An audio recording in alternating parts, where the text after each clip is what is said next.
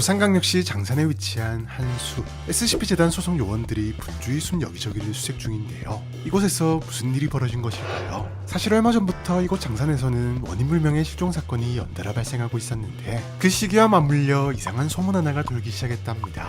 바로 정체불명의 생명체 장산범에 대한 소문이었는데요. 소문에 따르면 장산범은 사족보행을 하는 기생명체로 온몸이 기다란 흰 털로 뒤덮여 있어 정확한 모습은 알 수 없지만 3m가 넘는 거대한 덩치 탓에 호랑이로 추정되는 녀석인데요. 녀석은 특이한 생김새만큼이나 특이한 능력을 가진 것으로 알려져 있는데, 먼저 녀석은 알 수 없는 방법으로 자신의 구역에 들어온 생명체를 감지하는 것은 물론 조용히 대상에게 접근해 알 수 없는 방법으로 특정 소리를 들려주기 시작한답니다. 이때 녀석은 마치 대상의 기억과 감정 상태를 완벽하게 간파하기라도 한 듯 대상에게 있어 가장 취약한 기억과 관련된 소리를 내는데, 가령 죽은 지 얼마 되지 않은 반려동물의 울음소리부터 가장 사랑하는 혹은 가장 그리워하는 인간의 목소리 등등 대상으로 하여금 절대 그냥 지나칠 수 없는 소리를 완벽하게 똑같이 흉내내는 탓에 대부분의 경우 말 그대로 목소리에 올려 자연스레 녀석 근처로 다가가게 되는데요. 심지어 녀석은 일종의 정신조작 능력도 가진 것으로 보이는데, 장산범에게 유인당한 사람들은 주변 환경을 목소리와 관련된 장소로 인식하게 되는 것도 모자라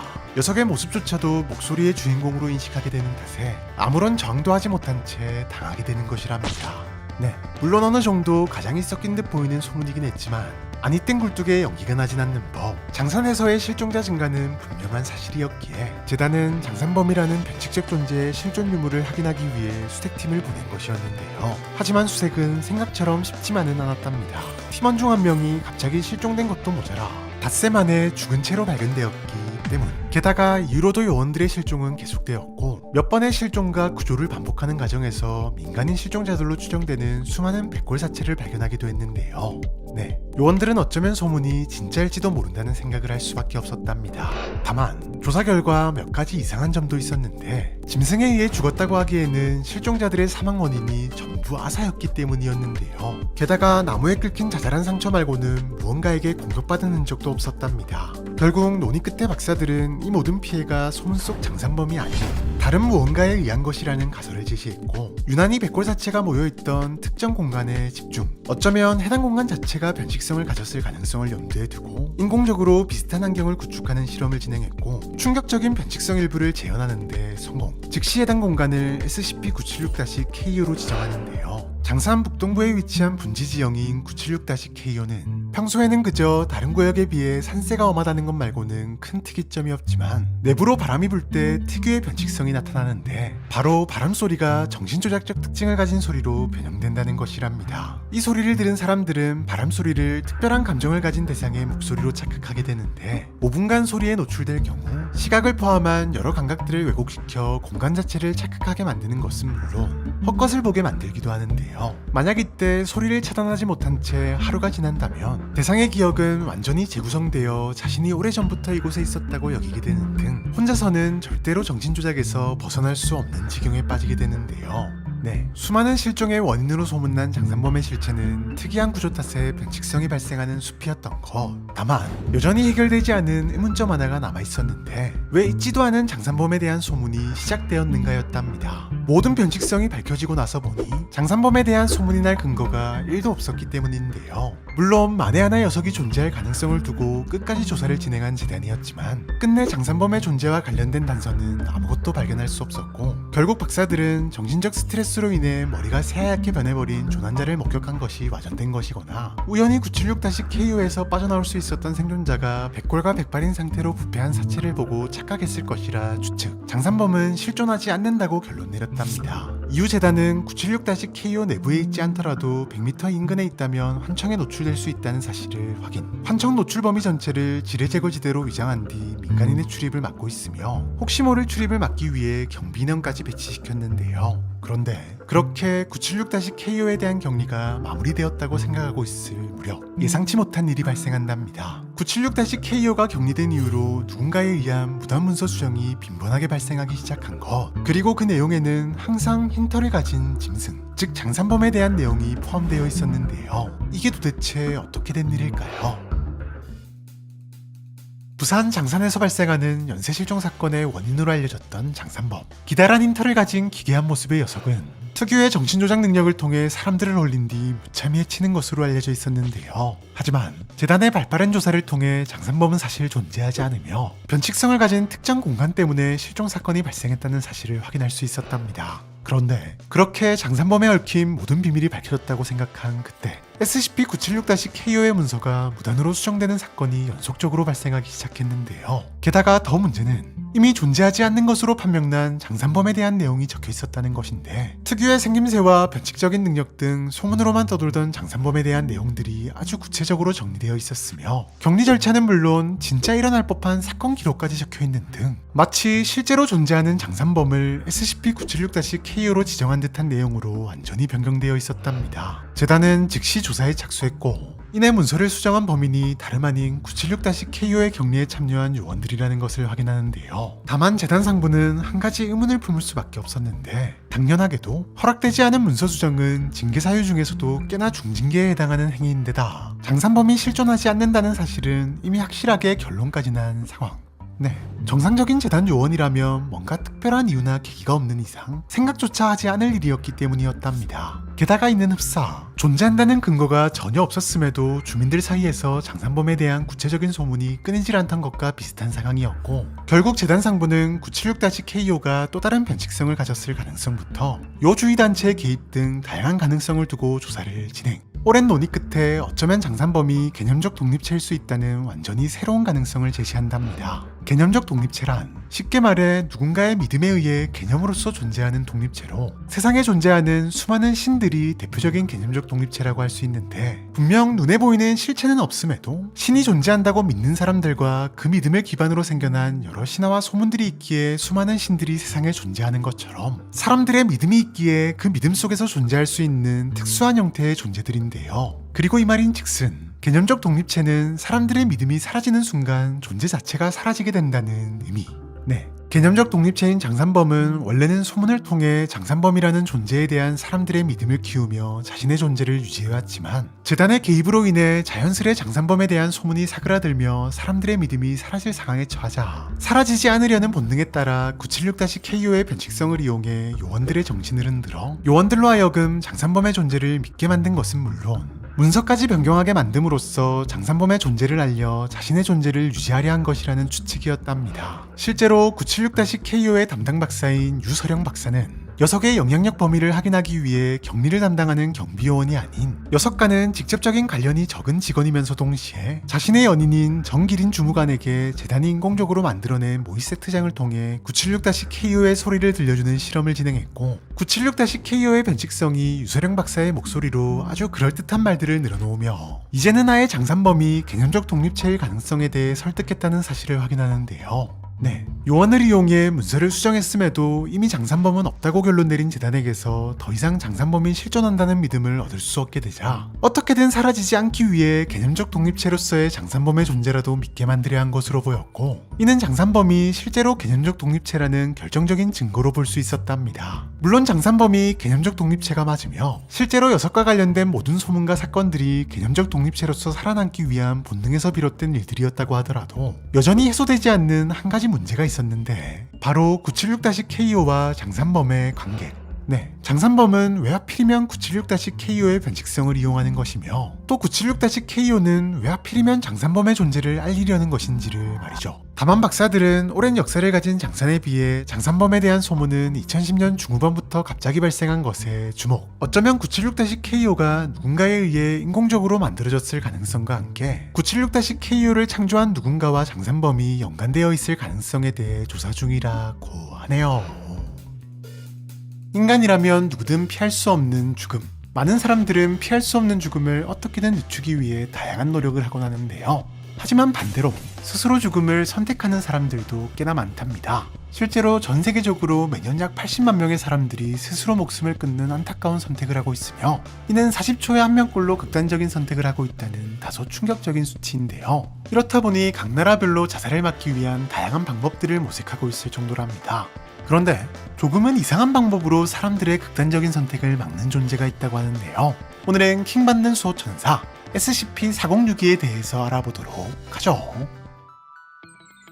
드넓은 해안을 따라 끝까지듯 이어진 절벽이 마치 세상의 끝처럼 보이는 이곳은 영국의 유명한 관광 명소 중 하나인 비치헤드인데요. 그런데 이곳에 뜬금없이 재단 박사들이 나타났습니다.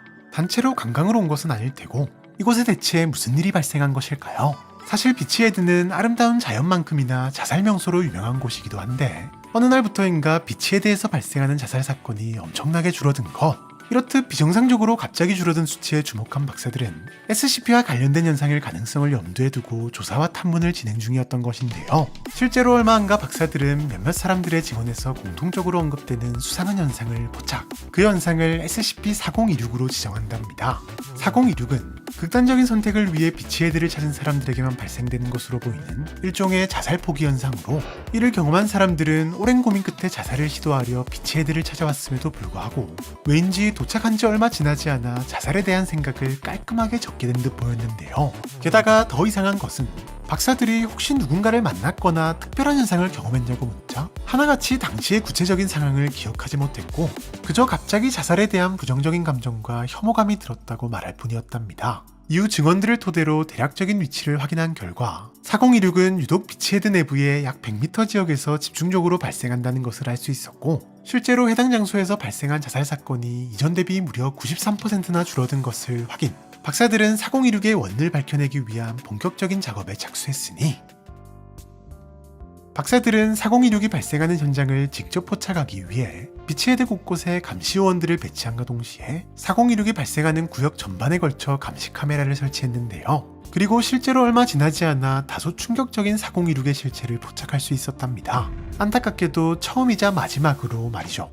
2019년 7월 7일 비치헤드 곳곳을 순찰 중이던 재단 요원들. 그런데 어디선가 갑자기 비명소리가 들려왔는데요. 즉시 소리의 근원지를 찾아간 요원들은 겁에 질린 채 서 있는 남성 한 명을 발견한답니다. 하지만 그는 무슨 일이냐는 요원들의 질문에도 넋이 나간 듯 절벽 쪽을 바라보며 어버버거릴 뿐이었고 결국 요원들은 근처의 감시 카메라를 확인할 수밖에 없었는데요. 하지만 그마저도 왜인지 어느 순간부터 화면이 제대로 녹화되지 않은 상태였고 그나마 남아있는 소리를 통해 어렴풋이나마 당시 상황을 파악할 수 있었답니다. 대체 이곳에선 무슨 일이 있었던 것일까요? 몇 분 전 이곳에 도착한 32세의 남성 엘리엇 슈나이더. 이혼으로 인한 충격이 컸던 그는 스스로 목숨을 끊기 위해 절벽으로 다가가고 있었는데요. 그런데 그가 절벽 가장자리에 5m 이내에 접근했을 때쯤 갑자기 누군가가 나타나 그에게 말을 걸기 시작했답니다. 현재는 4026-1로 지정된 이 존재는 비록 목소리만으로 정확한 모습은 알 수 없었지만 자연스러운 슈나이더의 반응으로 보아 인간의 모습을 가진 것으로 추정되는데, 녀석은 대뜸 슈나이더에게 뛰어내릴 거냐는 질문을 하며 대화를 이어나갔는데요. 조금 귀찮고 어이없긴 했지만 처음만 해도 다시일의 질문에 대답을 하던 슈나이더는 이내 불같이 화를 내기 시작했답니다. 그도 그럴 것이 다시일이 갑자기 뛰어내릴 거면 구경 좀 하게 얼른 뛰어내리라며 비아냥대기 시작했기 때문인데요. 네, 정황상 녀석이 바로 수많은 사람들의 자살을 막은 장본인인 것은 분명해 보였지만 그 방법은 다름 아닌 자살에 대한 비아냥으로 상대를 자극함으로써 상대로 하여금 내가 이딴 녀석에게 구경거리를 만들어주느니 안 죽고 말지 라는 생각이 들게 만드는 일명 청개구리 요법이었던 것. 네, 4026을 경험한 사람들이 하나같이 자살에 대한 혐오감이나 불쾌한 기억을 가지고 있었던 이유도 어느 정도 이해가 되는 킹받는 방법이었던 것인데요. 물론 93%라는 높은 성공률로 자살을 막은 나름 효과적이라면 효과적인 방법이었지만 아무리 좋은 것도 상대의 상태를 봐가면서 해야 하는 법. 슈나이더는 지금까지와는 전혀 다른 반응을 보였답니다. 차오르는 분노에 순간 이성을 잃은 슈나이더는 다시일에게 달려들어 몸싸움을 벌였고 그대로 절벽 끝까지 밀려나간 다시일은 비명을 지르며 절벽 아래로 떨어져 버렸는데요. 녹음 파일을 통해 이 모든 상황을 파악한 요원들은 즉시 절벽 아래로 내려가 근처를 수색했지만 이상하게도 어떠한 흔적도 찾을 수 없었고 얼마 지나지 않아 슈나이더도 다른 사람이 그러했듯 다시일에 대해서만큼은 제대로 기억해내지 못해 더 이상의 조사도 불가능했답니다. 결국 그는 기억 속어 처리 후 치료를 위해 인근 정신병원으로 보내졌고 한동안 다시일의 흔적을 찾기 위한 수색이 이어졌지만 별다른 성과를 얻을 수 없었는데요. 이 사건 이후 4026은 더 이상 발생하지 않았으며 현재 4026은 공식적으로 무효화 등급을 부여받은 상태라고 하네요. SCP-2740은 재단이 관리 중인 수많은 SCP 중에서도 특히나 미스테리한 존재 중 하나로 외형부터 명확한 변칙성은 물론 정확히 무엇인지조차 밝혀내지 못한 녀석인데요. 실제로 녀석에 대해 그나마 확실하게 아는 것이라곤 단 하나. 녀석이 인디애나주에 위치한 한 가정집의 다락방에 존재한다는 것이며 이러한 심각한 정보의 부재는 녀석이 가진 특이한 변칙성 때문인 것으로 추정된답니다. 2740의 첫 발견은 한 가족에 의해서였는데, 인디애나주에 20년째 살고 있는 리신의 가족은 어느 날부터인가 집안에서 묘한 이질감을 느끼기 시작하는데요. 매번 2층에 올라올 때면 오싹하고 기분 나쁜 느낌을 지울 수가 없었고, 그 느낌을 따라 시선을 돌린 곳엔 항상 다락방으로 향하는 사다리가 있었답니다. 다만 사다리는 이사 온 이후로 쭉 그 자리에 있었던 평범한 물건일 뿐 특별한 게 전혀 없었기에 리씨는 자연스레 다락방으로 신경이 쏠렸는데요.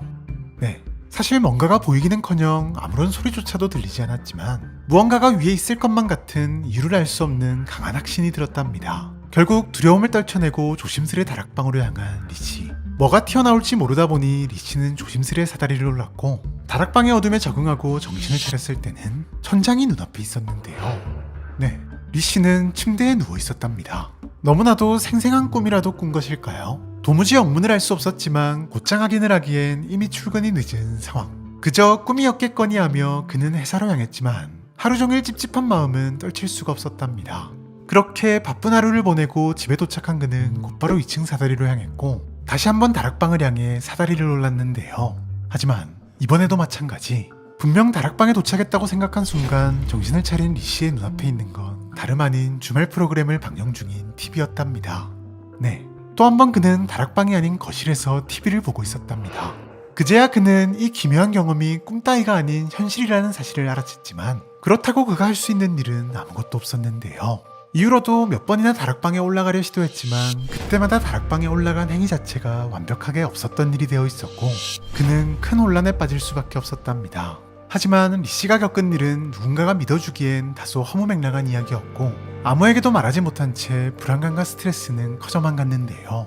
다만 다행인지 불행인지 다락방과 관련된 기묘한 경험은 그만 겪은 게 아니었는데, 그의 부인도 똑같은 경험을 이미 여러 번 겪었던 것. 결국 계속되는 스트레스와 불안감을 견딜 수 없었던 리씨네 가족은 다락방에 있는 집을 허물고 새로 지을 각오로 철거회사와 계약까지 했지만, 사인을 마치고 정신을 차렸을 때 그는 어느새 집 앞에 서 있었고, 급히 회사에 다시 전화를 걸었지만 회사는 이미 없어져 있었는데요.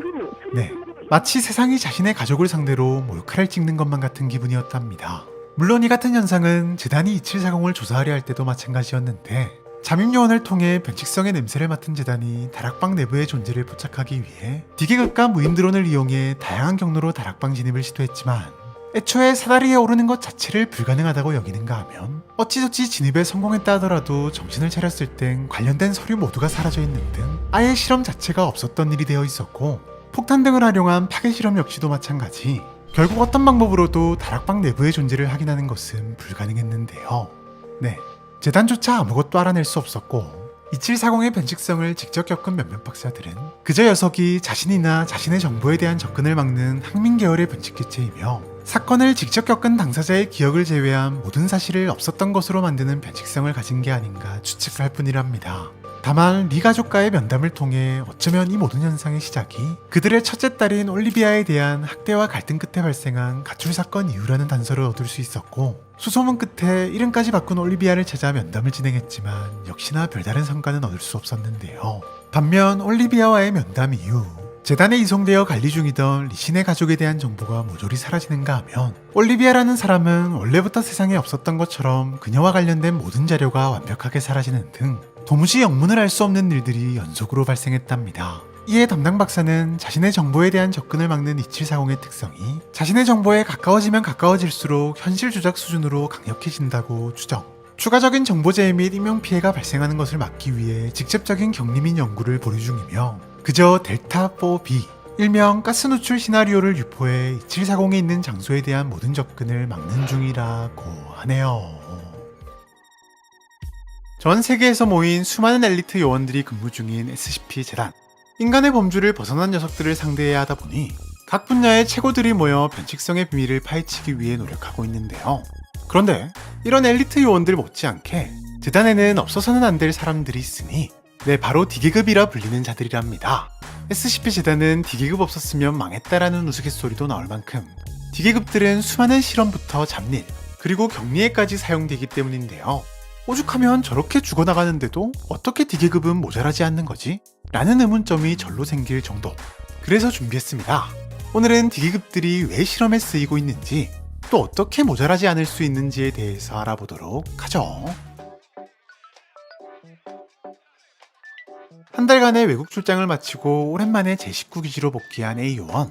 동료들을 만날 생각에 들뜬 마음으로 복귀한 A 요원이었지만 복도에 들어서자마자 이상한 낌새를 느끼게 되는데요. 몇몇 요원들이 처음 보는 주황색 옷을 입은 사람들을 끌고 어딘가로 이동하고 있었던 것. 그것도 아주 강압적인 태도로 말이죠. 하지만 이상한 점은 여기서 끝이 아니었습니다. 한 박사가 요원들을 말리려는 듯 다가와 화를 내는가 싶더니 금세 태도가 돌변해서는 오히려 요원들을 격려하기 시작했는데요. 이에 무언가 이상함을 확신한 A 요원은 즉시 재단 상부에 주황색 옷을 입은 정체불명의 사람과 함께 요원들의 이상 행동 및 반응을 보고했지만 그거 D계급이잖아. 그게 왜? 라는 전혀 예상치 못한 대답이 돌아왔고 그 순간 갑자기 A 요원도 멋진 D계급 실험이 생각났다며 급하게 발걸음을 옮겼는데요. 이게 도대체 어떻게 된 일일까요?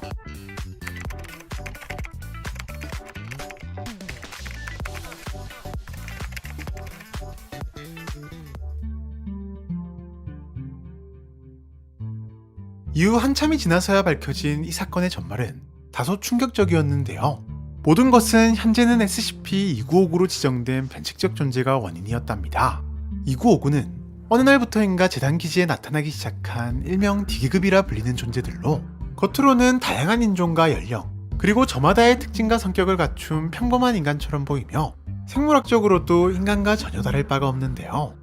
이들이 나타난 기지에는 2959-A로 지정된 일종의 D계급 전용 숙소까지 함께 생겨나는데 적게는 한두 층부터 많게는 건물 하나가 통째로 생겨나기도 하며 여기에는 D계급들의 관리 및 통제, 그리고 제거에 필요한 모든 장비까지 포함되어 있답니다. 이렇듯 정체불명의 존재들이긴 하나 특별히 위협적이거나 해가 될 건 없어 보이는 2959 개체들. 하지만 녀석들의 진짜 무서운 점은 강력한 정신조작 능력을 가지고 있다는 점인데요. SCP-2959, 즉 D계급과 상호작용을 한 재단 요원들은 원래는 존재하지도 않았던 D계급과 그들의 숙소를 원래부터 존재했던 것처럼 받아들이는 것은 물론 그들을 심하게 막대하는 것을 넘어 인체 실험에 투입할 도구로 여기게 된다는 사실. 다양한 SCP 개체에 D계급을 투입시키는 실험을 계획하는 것은 기본, 스스로 실험의 지원에 적극적으로 실행하는 모습까지 보여주는데 동물을 이용한 실험에는 죄책감을 느낄지언정 D계급을 활용한 실험에는 조금의 죄책감이나 망설임도 없이 위험천만한 실험들을 진행한답니다.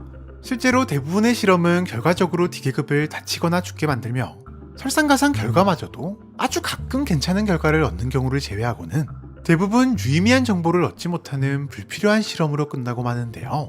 하지만 그럼에도 요원들은 D계급에게 실험에 참여하면 자유를 약속한다는 거짓말까지 동원해 D계급을 각종 실험에 갈아넣고 있으며 실험에서 살아남은 D계급마저도 매월 1일 2959-A에 갇혀진 각종 시설들을 통해 깔끔하게 제거한 뒤 소각시켜버리는 등 유독 D계급을 비인간적으로 대하게 되는 것이 2959의 강력한 변칙성이랍니다. 그래도 전부 소각시켰으면 더 이상은 문제없는 거 아닌가 싶기도 하지만 소각과 동시에 옷까지 완벽하게 갖춘 새로운 D계급들이 숙소에서 잠든 채로 생겨나 활동을 이어나가는 탓에 한번 녀석들이 나타난 재단기지는 어떤 방법으로도 완벽히 제거할 수 없는데요. 심지어 2959의 변칙성은 강력한 전염성까지 가지고 있어 D계급과의 직접적인 상호작용이 아닌 이미 2959의 변칙성에 영향을 받고 있는 요원과 상호작용하는 것만으로도 금세 전염되어 버려 벌써 수많은 재단기지가 2959의 변칙성에 당한 상태랍니다. 실제로 지금 이 순간에도 D계급을 활용한 다양한 실험들이 절찬리에 진행되고 있는데요. 네, 우리가 알고 있던 D계급과 D계급을 활용한 모든 실험들은 바로 2959 때문에 생긴 것이었으니 D계급이 나타난 지 꽤 많은 시간이 흘렀지만 현재까지도 2959를 무력화시킬 방법은 찾지 못한 상황인데요. 2959에 감염된 요원들에게 숙소에서 D계급이 생겨나는 장면 같은 D계급이 SCP라는 다양한 증거를 보여줬음에도 그들은 교도소에서 D계급을 데려왔다는 거짓 기억만 믿을 뿐 조금도 소용이 없었답니다. 결국 현재는 병이나 출장 등으로 자리를 비웠던 소수의 요원들만이 2959에게 감염되지 않은 상태. 재단은 이들에게 델타5라는 특별한 보안인가를 부여하고 2959와 관련된 모든 문서를 해당 보안인가를 가진 자만이 확인할 수 있도록 조치함으로써 정보 유출 및 손실을 막고 있답니다. 또한 이들까지 2959에 감염되는 것을 막기 위해 재단 기지로부터 최소 100km 떨어진 안전지대에 따로 모아놓고 2959를 제거할 수 있는 방법을 연구 중에 있는데요. 다만 연구 중에도 2959나 2959에 감염된 요원들과의 직접적인 의사소통은 금지되어 있으며 대화 시에는 자동으로 대화 내용을 검열하고 재구성해 2959의 변칙성은 무효화시키되 대화의 의미는 전달할 수 있도록 설계된 AI 프로그램인 루카7을 사용해야 한답니다. 이 같은 노력 덕인지 사실 얼마 전 D계급의 정체에 대한 꽤나 흥미로운 사실을 알아낼 수 있었는데, 제거하는 족족 다시 생겨나는 것으로 보아 정상적인 형태의 인간은 분명 아닐 터. 하지만 그들은 계속해서 재단에 오기 전까지만 해도 강력 범죄를 저질러 교도소에 갇혀 있었거나 처형 예정이었던 범죄자였다고 주장했는데요. 이에 범죄자들의 정보와 대조한 결과 약 95%의 D계급들은 실제 범죄자인 것은 맞았지만, 문제는 지금 현재도 교도소에 갇혀 있는 것으로 확인되었다는 것. 게다가 강력범죄가 아닌 경범죄를 저질렀다는 점 말고는 모든 정보가 거의 완벽히 일치했답니다. 네, 이 말인즉슨 D계급들은 범죄자를 바탕으로 만들어진 일종의 복제인간일 가능성이 높다는 것. 또한 더 문제는 나머지 5%의 D계급들인데, 이들은 생사를 불문하고 일치하는 사람의 데이터가 지구 어디에도 존재하지 않았기 때문. 게다가 정보를 알아내기 위해 진행한 1대1 면담에서도 엄청난 양의 땅과 내적 수액, 그리고 양수를 흘리며 우리가 한 것, 우리 어떤 것이라는 의미를 알 수 없는 말만 되풀이하다 쓰러지는 등 이상 반응을 보였는데요. 이렇다 보니 결국 아직까지도 D계급의 정확한 정체는 파악하지 못했으며, 그저 누군가가 재단 요원들의 인간성을 파괴시키기 위해 혹은 수많은 SCP에 대한 실험 데이터를 모으기 위해 만들어낸 복제인간이 아닌가 추측할 뿐이랍니다. 하지만 이 순간에도 요원들의 D계급 멸시는 갈수록 심해져 가고 있으며, 얼마 전부터는 사소한 이유로 요원을 D계급으로 강등시키는 새로운 처벌까지 생겨나는 등 변칙성의 변형도 관찰되고 있다고 하네요. 여러분, 혹시 가끔 거울 속 내 모습이 따로 노는 경험을 해보신 적 있으신가요? 네, 거울은 나의 모습을 그대로 비춰주는 물건이다 보니 당연히 이런 일은 일어나지 않아야 정상이지만, 만약 경험하신 분들이 계시다면 그것은 바로 SCP를 만난 것이라는 사실. 오늘은 가끔 거울 속 내 모습이 따로 노는 이유에 대해서 알아보도록 하죠. 누구보다 빠른 승진을 꿈꾸며 매일같이 엄청난 실적을 쌓고 있는 에릭 콜로이 박사. 그는 출퇴근 시간도 아깝다고 생각해 불편을 감수하며 재단 기숙사에서 지내고 있는데요. 평소에는 연구밖에 모르는 것 같아 보이는 그이지만, 그에게는 아무도 모르는 취미가 하나 있는데, 오늘도 소소한 취미를 즐기기 위해 욕실 거울 앞에 선 콜로이. 그리고는 갑자기 각종 요상한 자세와 표정을 짓기 시작했답니다. 네, 그의 취미는 바로 많은 사람들의 은밀한 취미이기도 한 거울 앞에서 자아도취하기였는데요. 그렇게 한참을 서서 요즘 꽂힌 농철 자세를 연습하던 클로이 박사는 이내 기분 좋게 잠자리에 들었답니다. 앞으로 일어날 황당한 일을 전혀 알지 못한 채 말이죠. 시간이 흘러 다음날 아침, 출근 준비를 위해 거울을 보던 클로이 박사가 갑자기 깜짝 놀라하며 비명을 질렀는데요. 혹시 보셨나요? 네, 아주 잠깐이지만 거울 속 자신의 모습이 어딘가 묘하게 달랐던 것. 보통 사람이었으면 잘못 봤나 하고 넘어갈 일이었지만, 직감적으로 변칙적 향기를 맡은 그는 한참을 거울이 뚫어져라 쳐다봤고, 그 순간 다시 한번 거울 속 자신이 왼쪽으로 힐끔 눈을 돌리는 것을 확인한답니다. 그리고는 갑자기 땀을 뻘뻘 흘리기 시작하는 거울 속의 클로이. 이에 박사는 즉시 해당 상황을 상부에 보고 거울 속 자신의 모습을 SCP-6336으로 지정하는데요. SCP 지정 이후 본격적인 관찰 및 연구가 시작되면서 6336의 이상 행동은 갈수록 심해졌는데, 조금씩 행동이 어긋나는가 싶더니 이제는 꽤 자주 아예 대놓고 다른 행동을 보이기도 했답니다. 박사들은 6336의 정체를 밝히기 위해 여러 가설들을 세우고 연구를 진행했지만 특별히 성과를 얻을 수는 없었고, 그렇게 시간이 지나 20년 3월 31일 충격적인 사건 하나가 발생했는데, 바로 6336이 납치되어 사라져버린 것. 이게 어떻게 된 일일까요? 이제는 6336에게 익숙해져 다른 행동을 보여도 그러려니 하며 거울을 보던 클로이 박사. 그런데 그 순간 거울 속에 정체불명의 군복을 입은 사람이 나타났는데요. 그는 6336을 강제로 제압한 뒤 머리에 검은색 가방을 씌우고 속박하더니 그대로 6336을 데리고 사라져버렸답니다. 이후 한참 동안이나 나타나지 않은 6336. 녀석은 무려 2주가 지나서야 다시 나타났는데, 이 녀석 어딘가 좀 이상해 보였는데요. 일단 머리에는 의료용 거즈가 감겨 있었고 두피에도 이상한 흔적들이 보였으며, 그리고 또 하나, 버벅이던 예전과는 달리 거울 속 모습의 역할을 완벽히 해내고 있었답니다. 이후 군인으로 보이는 또 다른 자가 나타났다는 점, 6336의 몸에 수술의 흔적이 보인다는 점 등등, 어쩌면 거울 속에 또 하나의 이세계가 존재할 가능성을 두고 조사를 진행 중에 있지만, 여전히 의사소통을 할 방법이나 거울 속 세계에 간섭할 방법을 찾아내진 못한 상황인데요. 이처럼 박사들은 다른 개체도 분명 존재할 것으로 보고 있지만, 현재까지 발견된 것은 콜로이 박사의 것뿐이기에 콜로이 박사가 전담해 6336의 행동을 관찰하고 있으며, 만약 변화가 있다면 즉시 보고해야 한다고 하네요. 변칙 개체에 대한 해박한 지식으로 각종 격리시설 및 변칙도구 개발을 주도하는 재단 내에서도 손꼽히는 인재인 잭슨 로버츠 박사. 덕분에 그는 모두에게 존경받는 유명인사인데요. 하지만 어느 날 로버츠 박사에 대한 요원들의 태도가 180도 달라지는 충격적인 사건이 발생한답니다. 길었던 장마가 끝이 나고 본격적인 여름이 시작되던 7월의 마지막 날, 박사는 평소처럼 연구실로 향하고 있었는데요. 그런데 박사에게 인사를 건네던 닐슨 박사가 갑자기 불쾌한 표정을 지었답니다. 이런 이상한 반응은 닐슨뿐만이 아니었는데 연구실에 도착한 로버츠 박사가 이런저런 지시를 내리는 내내 아리 박사 역시 묘한 표정을 지으며 안절부절하고 있었기 때문인데요. 두 박사는 로버츠가 잠시 시선을 돌린 사이 무언가 눈치를 주고받는가 하면 시간이 갈수록 점점 더 표정이 안 좋아지고 있었고, 급기야 잠시 후 로버츠 박사가 잠시 자리를 비우자 둘은 코를 막으며 헛구역질을 하기 시작했답니다. 네, 사실 로버츠 박사를 만난 직후부터 어디선가 심각한 악취가 풍기기 시작했는데 처음만 해도 설마 했지만 그가 움직이면 움직일수록 냄새의 근원이 다름 아닌 로버츠라는 사실을 확신할 수밖에 없는 상황이었는데요. 특히 그에게서 나는 악취는 유난히 심했는데 멀리서도 맡을 수 있을 만큼 진했던 것은 기본, 순식간에 연구실 전체를 뒤덮을 만큼 빠른 속도로 퍼지는 것은 물론 시간이 지나면 적응되는 일반적인 냄새와 달리 아무리 시간이 지나도 코가 적응하지 못했답니다. 그런데 정작 악취의 근원인 로버츠 박사는 자신의 냄새를 전혀 맡지 못하는 것인지 평소 같은 인자한 표정으로 아무렇지 않게 행동하는 탓에 냄새가 난다고 말을 하기도 아주 난감한 상황이었는데요. 하지만 로버츠 박사의 악취는 며칠 동안이나 계속되었고 결국 정신이 혼미해지는 수준의 악취를 참다 못한 다수의 요원들이 로버츠 박사에 대한 민원을 접수하기에 이른답니다. 이후 재단 인사과는 즉시 박사를 호출해 개인 위생을 철저히 할 것을 지시했고, 박사는 당장 몇 시간 전에도 샤워를 했다며 그럴 리가 없다고 억울해하면서도 한편으로는 자신으로 인해 누군가 불편을 겪었다는 사실에 미안한 마음을 가지고 아침 저녁으로 열심히 샤워를 했는데요. 하지만 이후로도 로버츠 박사의 악취에 대한 민원이 3일 동안 무려 16개가 추가로 접수되었고 결국 재단은 D계급 2명을 동원해 박사를 강제 목욕시키기로 결정한답니다.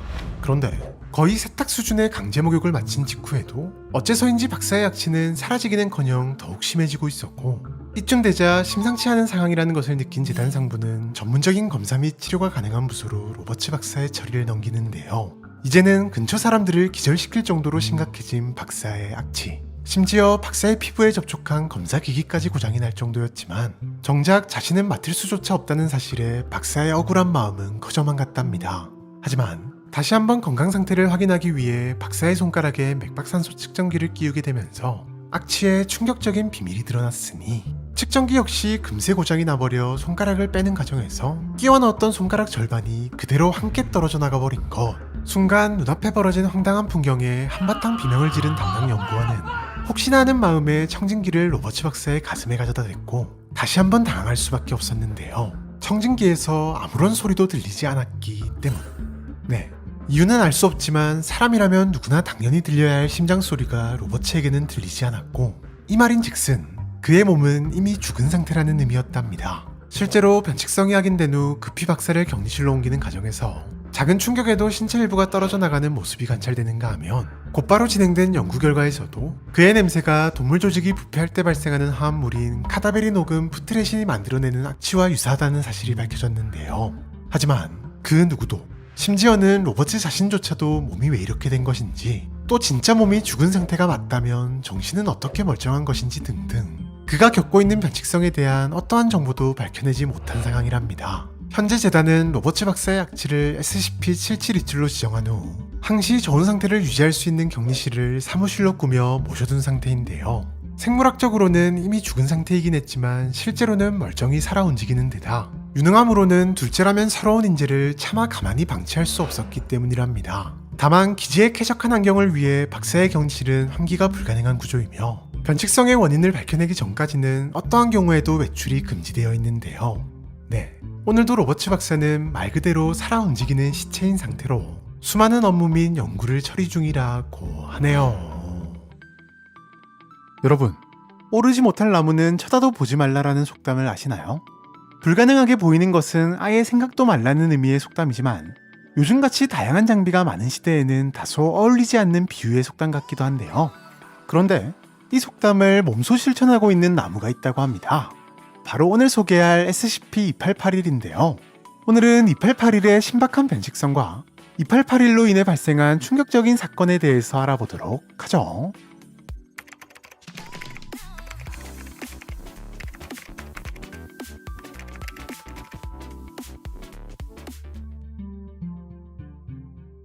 SCP-2881은 한 국립공원에 있는 폰데로사 소나무 한 그루로 겉으로는 주변의 수많은 나무들과 전혀 다를 바가 없어 보이는데요.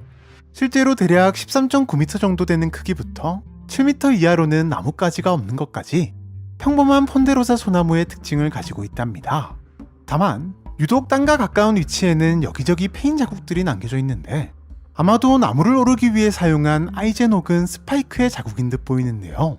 그렇다면 왜 특정 위치에만 이렇게 페인 자국이 남아있는 것일까요? 네, 바로 2881의 요상한 변칙성 때문이랍니다. 2881의 변칙성은 누구도 자신을 오르지 못하게 하는 것. 이게 무슨 말인고 하니?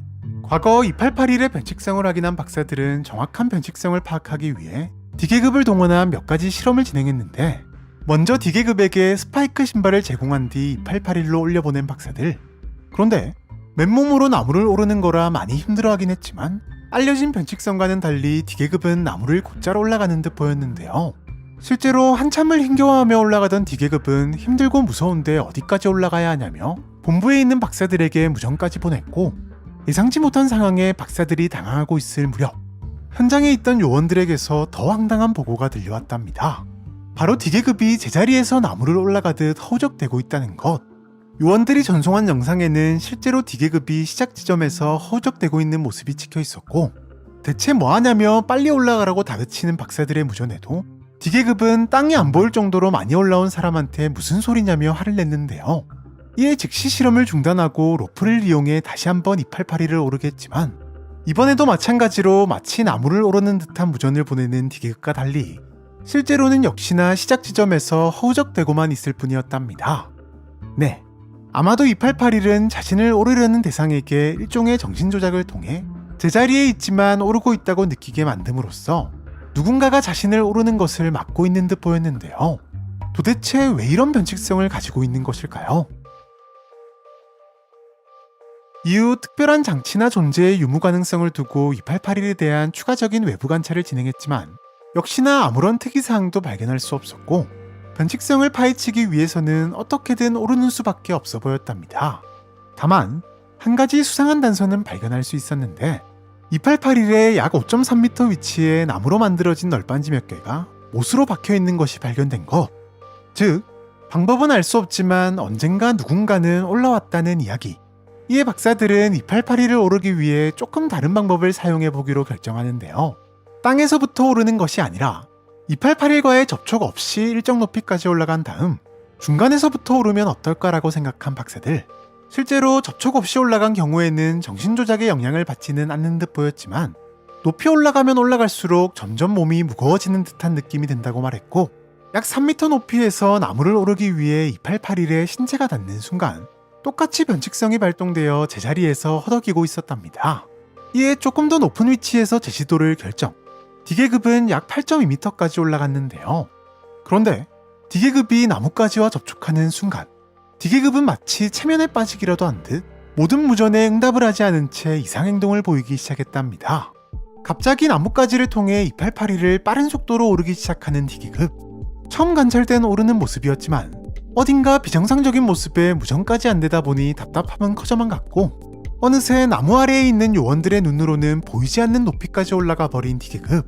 D계급은 대체 어디까지 가버린 것일까요? 시간은 흘러 2시간이 훌쩍 지나갔지만 여전히 나타나지도 응답도 없는 상황. 그런데 그 순간 비정상적인 속도로 나무에서 무언가가 떨어지는 것이 확인되더니 그대로 땅에 충돌해버렸고, 확인 결과 D계급이 목숨을 잃은 채로 땅에 박혀 있었답니다. 실수로 나무에서 떨어진 것일까요? 하지만 단순히 나무에서 떨어졌다기에 몸 곳곳에 상처가 눈에 띄었고, 부검 결과 며칠 전에 목을 매달아 사망한 것이라는 황당한 소견이 나왔는데요. 분명 나무에 올라간 지도 2시간밖에 지나지 않았는데 말이죠. 이에 나무 꼭대기에 특별한 존재가 있는 것인지, 아니면 시간 왜곡이 발생하는 특정 공간으로 이어지는 것인지 등등 여러 가능성을 열어두고 조사를 진행 중에 있지만 올라갈 방법이 없는 터라 별다른 성과는 없는 상황이랍니다. 게다가 추가적인 사고를 막기 위해 억지로 올라가려는 시도는 모두 금지된 상태이지만 움직이지 않는 나무다 보니 격리 자체는 쉬워 안전등급을 부여받은 상태로 2882를 중심으로 펜스를 설치하고 공원 개방 시간 동안 요원 한 명이 해당 구역을 지키고 있다고 하네요. 아침부터 깊은 고민에 빠져있는 오늘의 주인공 루스. 얼른 밥 먹으러 오라는 엄마의 목소리도 듣지 못한 채 한참을 곰곰이 생각에 잠겨 있는데요. 도대체 루스는 무슨 중요한 고민에 빠진 것일까요? 사실 며칠 전 루스는 친구와 함께 퍼즐 게임을 시작했는데 아무리 이리저리 도전해봐도 성냥개비 퀴즈는 도무지 풀 수가 없었고 결국 제일 먼저 푸는 사람의 소원을 들어주자는 내기를 했었던 것. 네, 내기도 내기였지만 평소 자존심이 강했던 루스는 어떻게든 문제를 제일 먼저 풀고 싶어 자나깨나 문제에 대해 고민하고 있었던 것이랍니다. 정작 자신의 주변에서 어떤 심각한 일이 일어나고 있는지도 모른 채 말이죠. 하지만 그런 노력 덕분일까요? 불현듯 해답이 머릿속에 떠오른 루스. 루스는 당장 핸드폰을 켠 뒤 게임을 실행시켰고 설레는 마음으로 퀴즈를 풀어가기 시작했는데요. 그런데 정답을 앞둔 바로 그 순간 펑 하는 소리와 함께 루스가 쓰러져 버렸답니다. 이후 근처를 지나던 주민의 신고로 경찰이 출동하긴 했지만 루스는 머리가 사라진 채 이미 목숨을 잃은 상태. 게다가 아무리 CCTV를 살펴봐도 사고의 원인을 파악할 수 없었는데요. 하지만 더 큰 문제는 이 다음이었습니다. 루스와 비슷한 사고로 목숨을 잃은 사람들이 여기저기서 나타나기 시작한 것. 결국 이 기묘한 사건은 재단의 기획까지 들어갔지만 피해자들의 사망 원인이 머리 폭발이라는 점 말고는 공통점을 발견할 수 없어 재단조차 원인을 파악할 수 없었는데요. 하지만 얼마 뒤 한 남성이 재단을 찾아오면서 이번 사건의 충격적인 전말이 밝혀졌으니 재단을 찾아온 그는 스스로를 모나드라고 소개하며 사람들이 영지주의라 일컫는 일종의 종교체계 속 절대신이라 말했는데요. 또한 그는 최근 발생한 사건의 원인이 바이러스성 인식재해 때문이라 말하며 그와 관련된 모든 정보를 아주 구체적으로 설명하기 시작했답니다. 현재는 SCP-7477로 지정된 이 바이러스는 개인이 가진 복잡한 문제나 가제에 반응하는 특이한 특성을 가지고 있는데 평소에는 몸속에서 아무런 악영향을 끼치지 않지만 복균자가 특정 문제를 해결하기 위해 애쓰는 그 순간부터 7477은 해당 문제와 결합하며 대상이 문제에 대한 해결책을 찾고 실행을 통해 해결하려는 그 순간 기다렸다는 듯 폭발하며 대상의 머리까지 폭발시켜버린답니다. 이때 7477의 폭발력은 머리 크기에 비례하는데 인간의 경우 보통 수류탄 수준의 위력을 보이지만 흰 긴수형 고래처럼 머리가 큰 경우는 TNT 10킬로톤 수준의 어마어마한 폭발력을 자랑하는데요. 하지만 7477의 진짜 무서운 점은 바로 특이한 원리의 감염 방식으로 그저 7477로 인해 복균자의 머리가 폭발되는 과정을 지켜보거나 피해자의 유해와 접촉하는 등 직접적인 상호작용을 가지는 것만으로도 그 즉시 감염되어 버린답니다. 특히 7477은 인간뿐만 아니라 모든 유기체가 감염될 수 있는데 즉 자신도 모르는 새에 감염되는 것은 물론 언제 어디서 터질지 모르다 보니 연쇄적인 감염으로 인한 기하급수적인 피해가 발생할 수 있는 것인데요. 물론 처음만 해도 박사들은 그의 말을 온전히 믿을 수 없었지만 디계급으로 확인한 결과 놀랍게도 그의 말은 모두 사실이었답니다. 다만 한 가지 이상한 점이 있었는데 그가 진짜 전지전능한 절대신이라면 스스로 이 문제를 해결하지 않고 굳이 재단을 찾아온 것이 너무나도 수상했던 것. 하지만 그는 박사의 생각을 읽기라도 한 듯 신치고는 다소 황당한 이야기를 이어나갔는데요. 사실은 자신 역시 전지적 능력으로 인해 이미 7477에 감염된 상황이며 하필이면 7477과 결합된 자신이 가진 문제가 바로 7477을 세상에서 없애는 것이기에 자신의 전능함이라면 7477을 세상에서 제거할 수는 있겠지만 솔직히 섣불리 시도하기가 꺼려진다고 말이죠. 결국 재단이 나서 그에게 제공받은 7477에 대한 정보를 바탕으로 감염된 복균자를 빠르게 제거해 나갔고 얼마 지나지 않아 단 한 명을 제외한 모든 복균자를 제거하는 데 성공하는데요. 마지막 남은 복균자는 다름 아닌 모나드로 더 큰 피해가 생기기 전에 7477에 대한 정보를 제공한 점, 스스로 7477의 위험성과 전염 방식을 알고 있다는 점을 고려해 처분에 대한 논의를 진행 중이라고 하네요. 늦은 밤까지 PC방에서 시간을 보내다 새벽이 다 돼서야 집으로 향하는 민수. 슬슬 잠이 밀려오고 있었음에도 민수의 발걸음은 무겁기만 한데요. 사실 민수는 며칠 전부터 집에서 아주 기분 나쁜 일을 겪고 있었는데 외출했다가 집에 들어갈 때면 항상 물건 위치가 묘하게 바뀌어있는 듯한 느낌이 드는가 하면 그저 기분 탓이겠거니 하며 침대에 누워 자려고만 하면 침대 밑에서 이상한 소리가 들려왔기 때문이랍니다. 네, 마치 집에 누군가가 있는 것만 같은 깨림칙한 느낌을 지울 수가 없었고 참다 못해 큰맘 먹고 침대 밑을 확인하기도 했지만 도무지 원인은 찾을 수가 없었는데요. 심지어 몇 번이나 반복되는 상황에 결국 경찰에 신고해 CCTV까지 확인했음에도 며칠 동안 집에 드나든 건 민수뿐. 아무런 단서도 찾을 수 없었고 급기야 민수는 집에 들어가는 게 점점 두려워졌던 것이랍니다. 설상가상 그날 밤 민수는 물건들의 위치가 달라진 것이 단순히 기분 탓이 아닌 분명한 현실이라는 사실을 자신의 눈으로 똑똑히 확인할 수 있었고 그 순간 민수의 머릿속에는 귀신이라는 두 글자만 떠올랐는데요. 그도 그럴 것이 애초에 그다지 넓지도 않은 원룸이다 보니 사람이라면 숨을 곳이 없었던 데다 그마저도 샅샅이 뒤져봤지만 어디에도 사람은커녕 쥐새끼 한 마리도 보이지 않았기 때문. 이쯤 되니 민수는 얼마 전 유일하게 새로 구매한 침대가 원인이라는 생각이 들었고 결국 고민 끝에 중고가구 매장에 침대를 팔아버렸답니다. 그날 밤 아무도 없는 어두컴컴한 가구 매장. 그런데 도둑이라도 든 것일까요? 누군가가 가게 밖이 아닌 안에서 낑낑대며 문을 열기 위해 애쓰고 있는데요. 다행히 경보장치를 통해 현장을 확인한 주인의 신고로 금방 경찰이 출동하긴 했지만 녀석은 이미 온데간데 없이 사라진 후였고 범인의 행방을 찾기 위해 CCTV를 돌려보던 주인과 경찰은 범인의 충격적인 행동에 경악을 금치 못했답니다. 녀석이 침대 밑에서 기어 나왔다가 경찰이 오는 걸 보고는 도로 침대 밑으로 기어 들어갔기 때문. 네, 바로 민수가 팔고 간 그 침대였는데요. 하지만 충격적인 상황은 여기서 끝이 아니었습니다. 경찰이 곧바로 침대를 포위하고 천천히 침대 밑을 확인했지만 아무것도 보이지 않았기 때문. 이게 도대체 어떻게 된 일일까요? 나중에서야 밝혀진 사실이지만 이 모든 사건은 현재는 SCP-913-KO-1로 지정된 변칙성을 가진 침대로 인해 발생한 것이었는데요.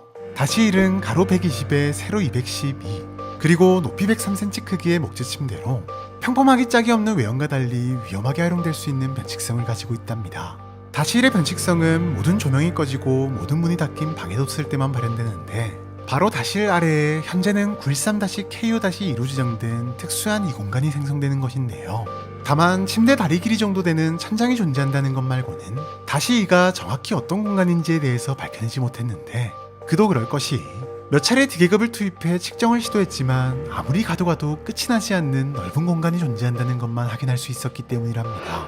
물론 몇 가지 기묘한 특징은 알아낼 수 있었는데 다시 이에 있는 동안은 배고픔이나 갈증을 느끼지 않는 특수한 상태가 되어 오랜 시간 머무르는 것이 가능하다는 점.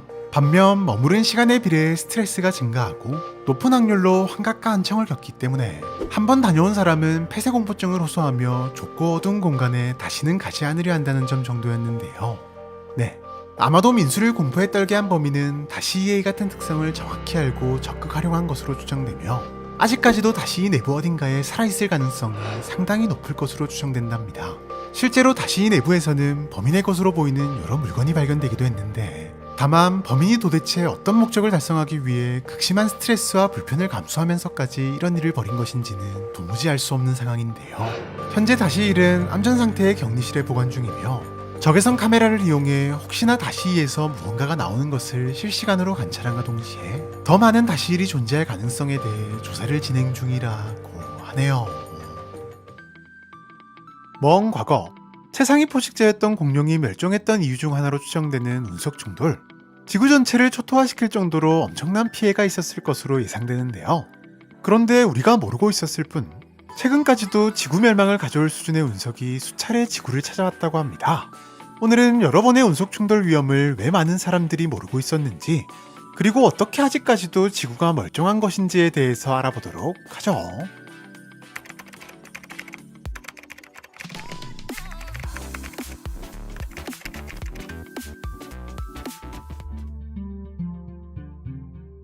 (1908년 6월 11일) 재단 박사들은 충격적인 상황을 맞이한답니다. 바로 세계 멸망이 코앞까지 다가온 것. 꽤 오래전부터 관측되었던 15km 크기의 거대한 운석이 박사들의 계산대로라면 이번 달 말 지구와 정면으로 충돌할 것으로 예상된 것인데요. 충돌이 발생하는 순간 지구상의 모든 생명체가 죽음을 피해갈 수 없는 상황. 하지만 현재 지구상의 그 어떤 존재나 단체도 이 운석을 막을 방법 따위는 없었답니다. 실제로 재단조차도 이미 막는 것은 포기한 지 오래로 그저 기적이 일어나길 신께 기도하며 세계 복구 장치인 SCP-2000의 가동을 준비하고 핵심 요원들을 미리 대피시키는 등 추후의 일을 도모하는 것밖에는 할 수 있는 것이 아무것도 없었답니다. 그렇게 빠르게 6월 30일은 다가왔고 이제 정말 몇 시간 후면 모든 것이 끝나는 상황. 그런데 말입니다. 충돌 예상 지점인 러시아의 포트카멘나야 퉁구스카강을 향해 지구 대기권까지 들어온 운석이 충돌 직전 땅에서 10km 떨어진 상공에서 갑자기 소멸해 버렸는데요. 물론 소멸 자체로도 엄청난 폭발이 발생해 근처의 오림이 파괴되고 3명이 목숨을 잃긴 했지만 지구 멸망의 위험이 저절로 사라져버렸다는 사실에 박사들은 환호성을 외칠 수밖에 없었답니다. 정말 신이 도운 것일까요? 수많은 연구에도 운석이 갑자기 사라진 원인은 밝혀낼 수 없었는데요. 이후 재단은 곳곳에 스파이를 파견해 세상을 위협했던 운석에 대한 모든 정보를 은폐했고, 그렇게 운석 충돌로 인한 세계 멸망은 하나의 해프닝으로서 서서히 모두의 기억 속에서 잊혀져 갔답니다. 하지만 시간이 흘러 1945년의 어느 날 또다시 무서운 속도로 지구를 향해 날아오는 운석이 포착되었는데요.